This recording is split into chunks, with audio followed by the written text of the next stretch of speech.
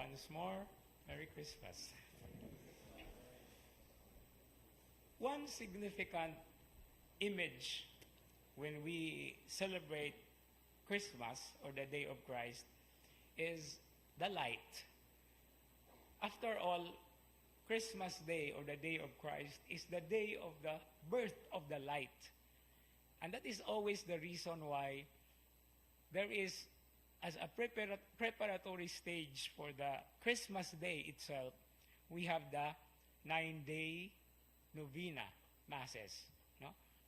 As we also sometimes would say, simbang gabi, if we do that in the evening, or if we do it at dawn. Now, why is dawn very significant here? Because dawn is actually the very stage when the first streaks of light actually appear in the horizon, in the east, in the orient. And this is always a reminder to all of us that according to the song or the canticle of Zechariah, the dawn from on high shall break upon us, to shine on those who dwell in darkness and the shadow of death, and to guide our feet into the way of peace.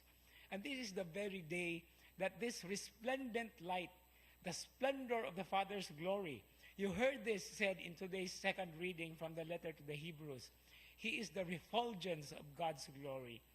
Refulgence or splendor is actually the undying light, the manifestation of God's glory, that even the darkness could not prevail. You heard that in today's gospel reading as well. He is the light that shines in the darkness, and the darkness, but even the darkness could not overcome it. That's why it's a very important thing to take note about this play of light and darkness. However, not in a negativistic way, no, dili sa pagka-pessimistic nato, no. There is always a role that the darkness plays in our life. Nganuman, we will never appreciate light if we do not experience darkness. Have you ever noticed or remembered or take note nga wala gani brown out? We just don't care about the light. No?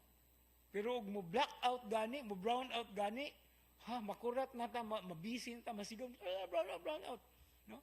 So that's actually an interesting thing to take note. Not being very pessimistic about it, but sometimes the essence of darkness is always a challenge for us, that to remind us that there is always a light. Kaya kung kanunay lang a hayag, we just don't care about it. No? We just ignore it. And that's also, I think, the reason why in our journey of the faith, we sometimes go through bitter or dark valleys. After all, the journey of faith that we are reflecting for the rest of the liturgical year, beginning the first Sunday of Advent until the next Advent time, or before Advent of next year, this pilgrimage of hope and pilgrimage of faith is always set against the background of the influence of darkness in our lives. But we should not forget that even the darkness could not overcome. And this is the point that we have to take a look into as we take a look at the Belen, the Bethlehem, the place where the light was born, the place where the light was manifested, the place where the refulgence of God's glory was revealed, not only to those who were privileged to see it, but for all of us who love the light, no? For all of us who are in the light and hopefully are struggling with the darkness, because this is what He came for, to free all of us from the darkness of sin. And this darkness is always something that will push us into the realization that even if how pitch dark it is, bisag gamay ra nga tuslok, no, kanang pananglitan.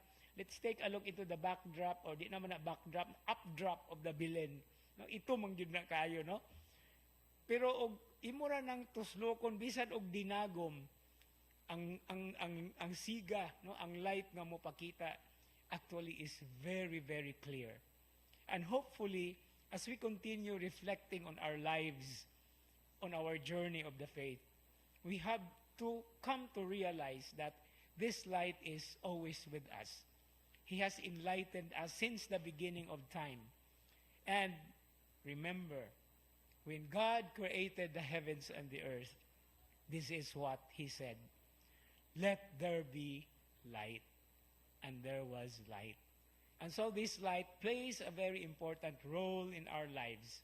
This light is a very significant moment because even if we are in trouble, no, what do we need? We need enlightenment.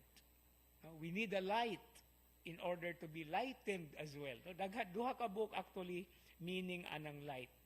Light nga kahayag ug light nga pagaan. Because it is only in the light, in the presence of the one who is resplendent, the refulgence of the Father, that we see clearly our path on our journey of faith, and we see clearly also our brothers and sisters who are like us, journeying, suffering the same things, sharing so many different things, gifts, practically blessings, and even the woes that we experience. And it is also through this light that we are able to see our direction clearly. As it is said in Psalm 119, verse 105, "Your word, O Lord, is a light unto my feet and a lamp unto my path." That is why in the beginning was the Word, and the Word was with God, and the Word was God, who is life. And this life is the light of the human race. A light that shines in the darkness, that even darkness cannot, could not, and will never overcome it. Amen.